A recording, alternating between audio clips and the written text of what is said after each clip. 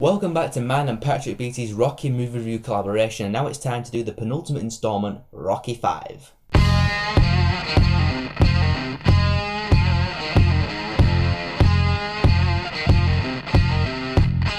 Now, I was cautious going into Rocky 5 because, judging by what people have said online, it's probably the most hated film of the Rocky franchise, and yeah, I can kind of see why. I will say this about Rocky 5. I actually like the fact that the writers decided to go in a different direction with the story. They could have easily just had Rocky fight the next big opponent after Ivan Drago, but since probably there's no other bigger opponent than Ivan Drago, they were like, no, we need something different for Rocky 5, so I actually appreciate the film for that. But the problem with that is, well, what else can you really do in a boxing film? And that feeds into my problem with boxing films in general, and that is you can't really do anything new with them. All the boxing films I've ever watched are either about down on their luck boxers trying to fight the odds, or boxers who feel like they have something to prove and yet also fight the odds as well. Plus they're all absurdly predictable and you know exactly how they're all going to end. You can't really do more than that. I personally call it the curse of the boxing movie. Getting back to Rocky 5, I don't think it's a terrible film, just a messy and not very good one. Here's the problem with Rocky 5 in my eyes. The fact that it departs from the formula of the previous 4 Rocky films means it doesn't really have any of the elements that fans loved from the previous 4 films, like the iconic training montages. I mean, there are training montages in the film, but they're of Rocky training Tommy Gunn to crappy pop music and these constant cutaways to Rocky Jr. looking all moppy. Yeah, it doesn't quite live up to Hearts on Fire whilst running up a mountain, I'm just saying. But it also doesn't have the climactic, entertaining boxing match where we can root for Rocky to win. Rocky 5's finale is a street fight. I mean, I appreciate them changing it up a bit, but you're gonna have Rocky's big moment in the film be a dirty, unsanctioned brawl in the middle of the street?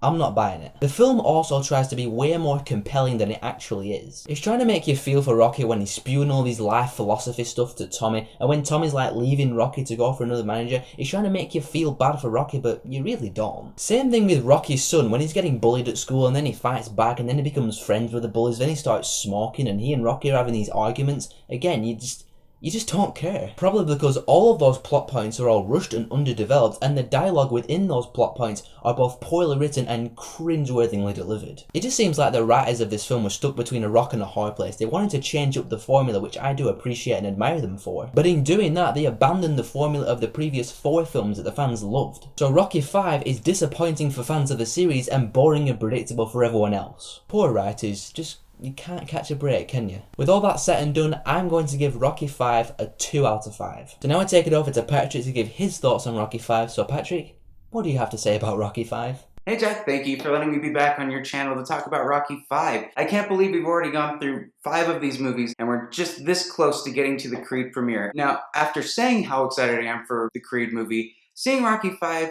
was not really the movie that I wanted to review at this point. God damn. Old in America. It's not good. Borderline awful. At the beginning of Rocky 5, we see the effects of the fight with Drago from Rocky 4 on Rocky immediately. He's brain damaged and he goes immediately into retirement because he wants to be there with his family. And after announcing his retirement, he's got this guy named Duke that's coming up to him. He's kind of like Don King, but a little bit with less crazy hair. He wants Rocky to come back into fighting, and Rocky's refusing ultimately because he wants to stay in retirement, but he loses everything basically. He ends up taking his family back to his old stomping ground where his son is going to have to go to public school again. There is a new up-and-coming guy that wants Rocky to train him. Now that's one part of the movie that I actually thought was interesting. I like that Rocky's going into the training aspect of boxing rather than him going in and fighting. But that ultimately gets trashed at the end while Duke is trying to plot a way to be able to get Rocky to come out of retirement, and seeing who he's training and that he's bringing somebody out, he basically goes and manipulates Tommy to kind of go to his team and be against Rocky and kind of poisons him into thinking that Rocky's the reason that he's not as successful as he wants to be. Then it kind of goes back into the formula of what a Rocky movie is.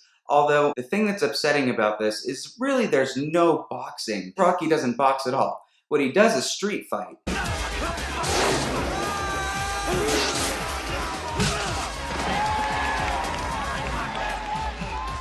Touch me and I'll sue. That takes away from everything that these movies are doing. Why would you end your film with a street fight? It was really weird. It didn't make sense to me. There's so many components to this movie that don't fit, and the pacing's off, the dialogue's awful.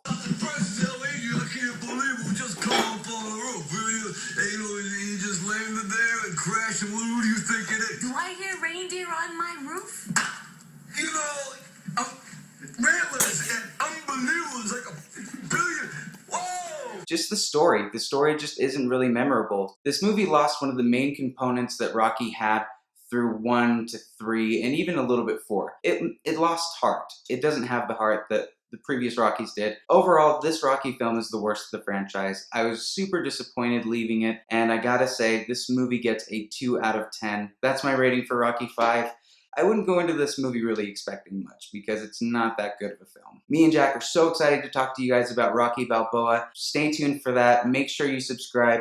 And Jack, I will see you at the next Rocky review. Thanks very much, Patrick, but more importantly, what do you guys think about Rocky 5? And by the way, be sure to check out Patrick Beatty's channel, go subscribe over there, and stay tuned for the Rocky Balboa review that will be up on his channel very, very soon. So go over, subscribe, you will not regret it. So tell me in the comments below what you thought of Rocky 5, and if you like this stuff, be sure to click here to subscribe to my channel, because I got stuff coming to you guys all the time.